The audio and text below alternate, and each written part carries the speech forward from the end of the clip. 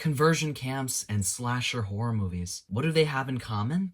They both rip the souls out of people. That's the best comparison I can make. Sorry if you expected better from me. Do these two things ever, intertwine with each other? Depends. But in this case, they do. They, them. I'm not talking about, pronouns. I'm talking about a movie. They, them. That is the actual title of the movie, which is objectively hilarious. When I first saw this movie, I got an email from Peacock, and it was announcing this movie, and all I saw was a picture of Kevin Bacon. Big text that just said, they, them. Big pardon, all right? What the fuck is this? It's a slasher horror movie that takes place as a conversion therapy camp. That's all you really need to know, because we're gonna deep dive into this fucking movie. We're gonna dive into it. We're gonna go down on this movie, and we're gonna talk about the implications that this movie gives and why I don't think it's worth your time. So the movie opens up with this woman being murdered, and this is like the first kill of the movie, and she's in this forest driving to the camp, because all great camps take place in the middle of buttfuck nowhere in a forest, and she's listening to like this podcast, but it's like a true crime podcast. She likes getting her rocks off with this shit. She loves driving at, for some reason, 12 a.m., it seems like, listening to true crime podcasts. This first kill, it will be explained later in the movie. Obviously, once we find out who the killer is, we will find out. This is a completely spoiled review. It's spoiled. I pissed myself. So the camp motto is respect, renew, and rejoice. This is a little reminiscent of everyone's favorite, live, laugh, love. That's my favorite slogan. I wake up in the morning, and that's what my alarm says. It's just, it's screaming at me as I wake up at way too early in the morning. And it says, live, laugh, love. And I'm like, you're right. So we meet the main character, who is Kevin Bacon. Well, he's not the main character, but he's like the head of the camp. And I have a big why. Why is Kevin Bacon in this movie? He opens up with this long-ass monologue about how he's okay with gay people. And that the whole point of the camp, keep in mind this is a conversion therapy camp, is to not turn these kids straight. I'm sorry, did you just... are you misinterpreting your job title? He gives this weird vibe of, I love gay people, and I'll call you your preferred pronouns. But I'm also going to do some really terrible stuff later on in the movie, so, He introduces all of the counselors, and he says one of the, two of the counselors who are married to each other, this big jock-looking guy and this white woman, I don't know how else to describe her, are married to each other, and he says that they went through the camp and that apparently it worked for both of them. You'll find out later in the movie, surprise, it doesn't work because you can't make someone straight. They're the big, hey, look at those two. They're in a normal relationship. A man and a woman. That's how it should be. Am I right? They introduce us to this dog. He's an old, hound dog. And his name is Duke. I just want to say, all of those pictures of that homophobic dog pales in comparison to this motherfucker Duke right here. This guy is the real homophobic dog. He literally is the dog at a conversion therapy camp. Now, if that doesn't say homophobic, I don't know what does. And then all of the kids get thrown into their assigned cabins. Camp full of gay kids. They put all the girls in one cabin and all the boys in the other. I mean, it's clearly intentional, right? They want them to do something, and they catch them in the act, and they're like, ha ha! We meet our main character, Jordan. They introduce themselves, and they say, my pronouns are they, them. This is a thing. Okay.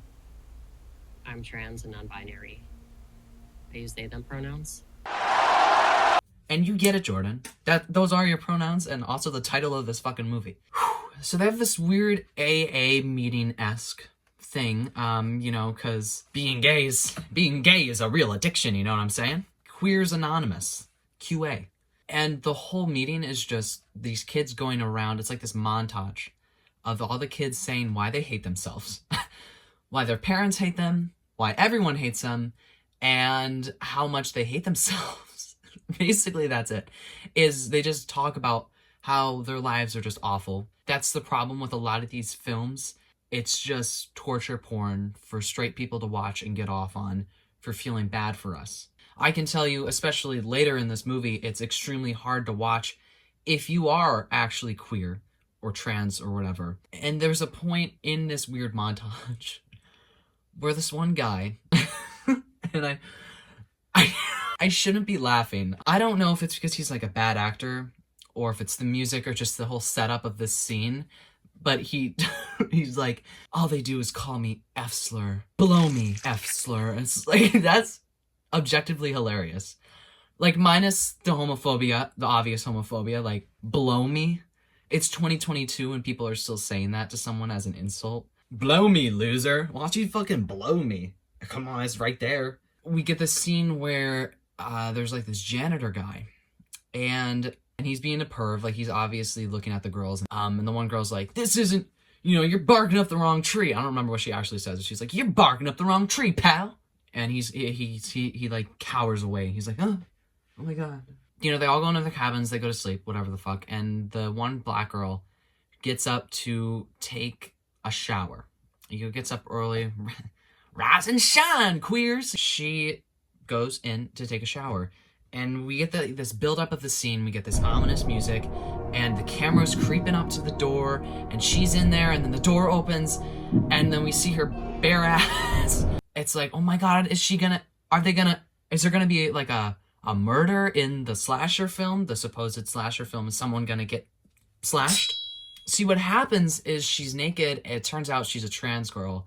And she still has a penis. A jump scare if I've ever heard one. Of course, Kevin Bacon is a transphobe. And he ends up putting her in the boys' cabin. It's reminiscent of people telling, when you tell a trans guy, you should be in the women's restroom. And then he's like this jacked, 300-pound fucking Austin Powers, like fucking chest hair. They're like, yeah, you belong in the female's restroom because you're a biological female. Because she so clearly is a woman. Even if she didn't pass, it's still transphobic. But you get the point I'm trying to make. But then, of course, she gets misgendered and they start calling her he. Her name is Alexandra. And so they changed the name to Alexander. And in an attempt to be an asshole, they're like, Alexander. Yeah, because you're a boy. And then the trans girl, Alexander. Oh, brother, this guy stinks! The trans girl, Alexandra, she goes into like the medical ward. I don't know what else to call it. Because in the beginning, they like took everyone's medicine and phones and they locked them up, which... Police! Okay. And they took her medicine. And can you guess what her pills are? Obviously, she's taking estrogen, right? So she goes in there, tries to steal it. She gets caught by the nurse or whatever. And she's like, yeah, that's my Zoloft. I'd need that. Obviously, it's a lie. It's estrogen. It's not Zoloft. And she's trying to get it back by lying and saying it's Zoloft. But what's funny is the nurse can literally read. You see what it says on there? You're wrong. This is actually fentanyl. Okay, you can't read? Okay. I don't know why that really stuck with me. The nurse ends up giving the estrogen to the girl, and you'll find out later in the movie why the nurse ended up giving the estrogen. There's this weird exercise that the kids have to do. They wake them up at the middle of the night. It's probably 2 a.m. or something. And it's still dark out. First of all, they make them get in these weird black cloaks. And then they handcuff them to another person. And then they say, bye-bye. Go out in the woods, walk for 10 minutes, and I don't fucking care what happens to you then. All the kids are confused, and they're like, we'll see you in the morning. Bye-bye.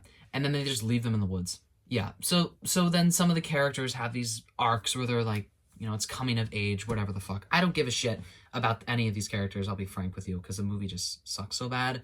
They get handcuffed to their partner, and would you guess the partner that they're handcuffed with for hours, stuck in the forest where they could probably die from something. Who knows? Obviously, they bond with the person they're handcuffed to. Who would have thought? Extenuating circumstances. Bond people? What? And the one girl, she has this line of dialogue where she's like, I'm sure the Geneva Conference would have some sort of protocol for this, and... Do you have a problem with that? No, sir. I'm sure the Geneva Convention has some protocol about this. So the next time I'm in Switzerland, I'll ask them. I'm sure the Geneva Conference would have some sort of protocol making conversion therapy illegal.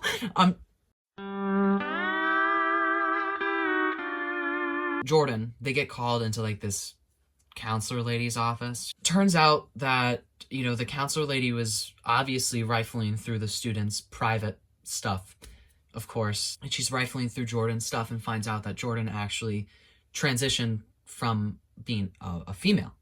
So Jordan was assigned female at birth, and now they are, mask looking. So everyone at this camp thought that Jordan was a quote-unquote cis man, and they were identifying as non-binary, right? And that's why they were put in the boys' cabin.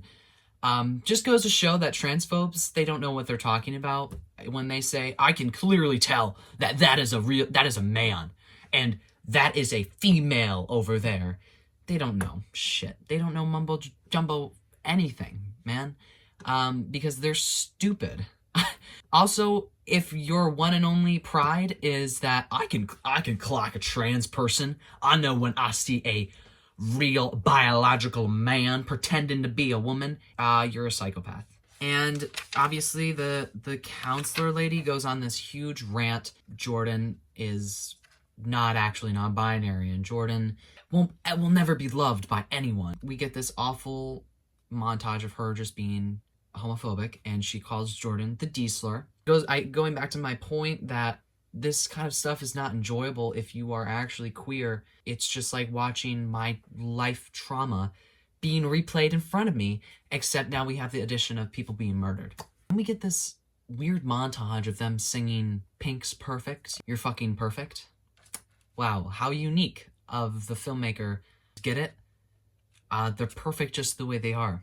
Queer, trans, whatever it may be. They're perfect. Thank you. So Jordan sneaks off into Kevin Bacon's or Owen's cabin. Finds, well, first of all, a whole fucking taxidermy in there.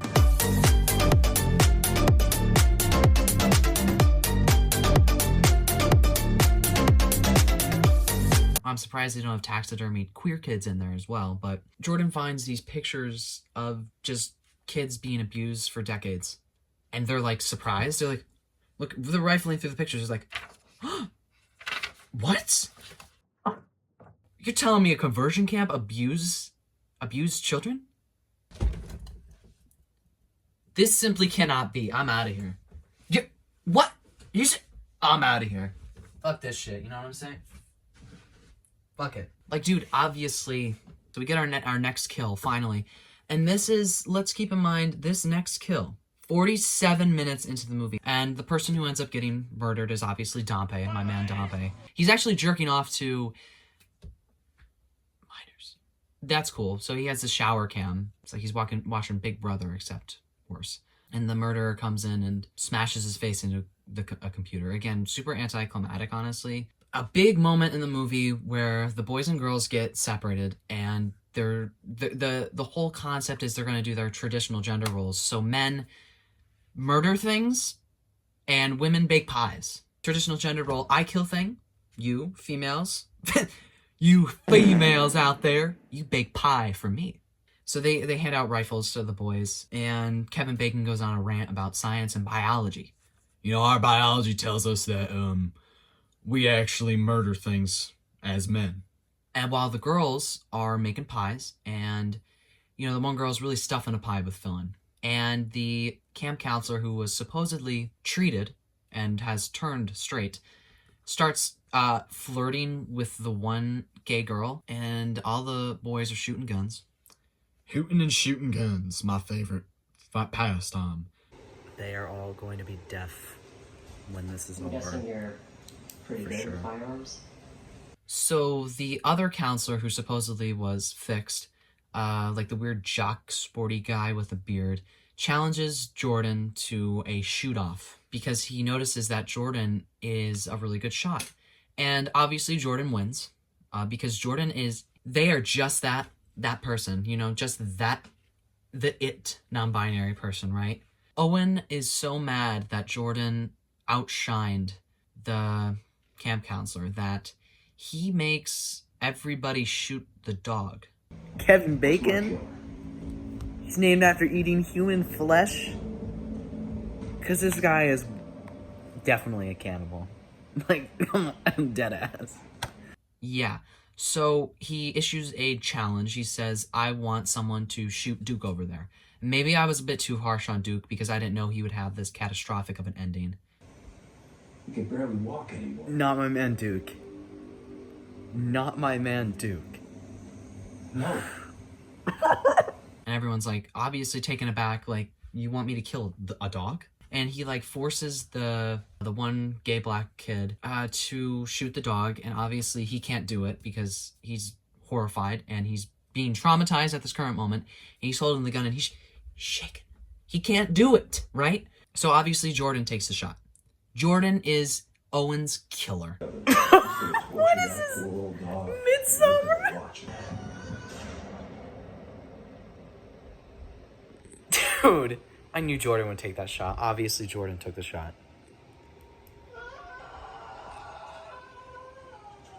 While the girls, what's going on with the girls, you're wondering?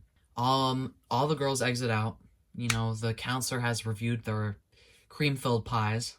And now she has a pie to fill herself. Gay girl that she is trying to seduce, or should I more accurately say groom. So she's trying to groom the younger girl, and it's like this weird, uncomfortable scene to watch where she's like, wow, you really filled that pie, girl. And then she like dips out at the filling and she's like, want to eat this?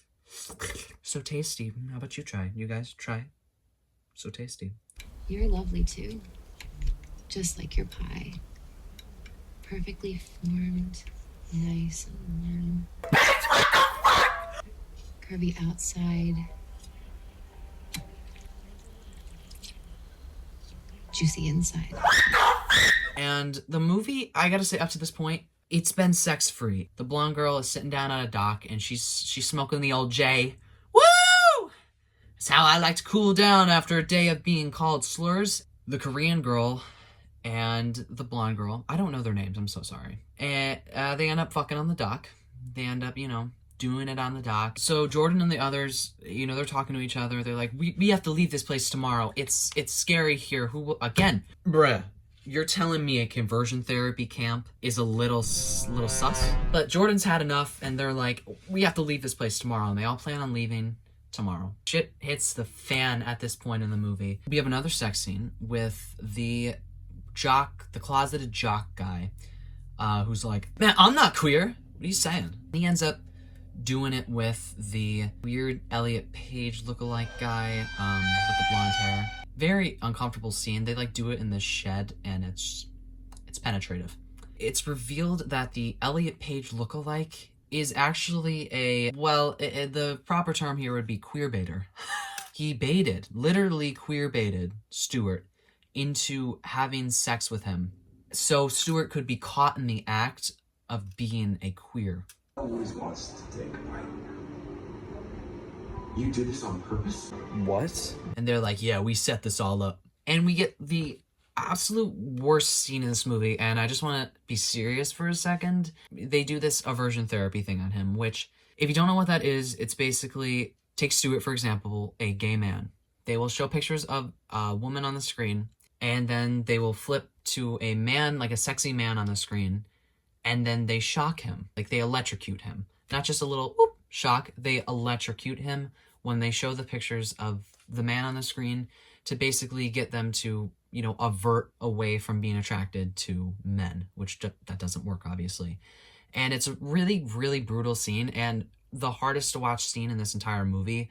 Everything else pales in comparison to this because they literally almost electrocute Stuart to death. If you are an actual queer person watching this, you're probably not enjoying it, like I wasn't. And you're just like, this is something that actually happens to people like me. And it's just so comforting to watch a movie where someone like me almost gets electrocuted to death, right? We find out you can't actually make someone straight, which I've reiterated throughout this video. But get this, people cannot be turned straight. And the two camp counselors who apparently were turned straight, well, guess what? They aren't actually straight. And they're both finding pictures of each of the, again, teenagers who are at the camp who they are attracted to. And then we get this awful scene where like they like both look at the pictures of these teenagers while they are doing the thing. Those two are finally murdered with an axe. The next kill after 30 minutes of bullshit, and again, it's just a lukewarm scene. It's just them getting killed with an axe. Yippee fucking hooray. I don't know what else to say. And then our gay boy, Elliot Page, sorry, I don't know what his name is. You know, he's enjoying himself after a hard day's work of almost electrocuting a gay kid to death, you know. All in a day's worth, right, guys? Remember when people used to actually work? Please. He's just chilling in a tube in the lake, and Dompe, the dead guy, brushes up against his hand, and he's like, ah! So scared, right? He gets like knocked out and then brought into the electrocution room, the electric chair, literally. And this is by far the best death scene because it's actually like a good revenge scene. You know, like this guy queer baited a kid, has done this for years, has tortured children for years, and he finally gets a taste of his own medicine and he gets to be electrocuted to death. I have to say, it's quite satisfying. The Korean girl and the blonde girl end up stumbling upon the 4 dead bodies of the camp counselors.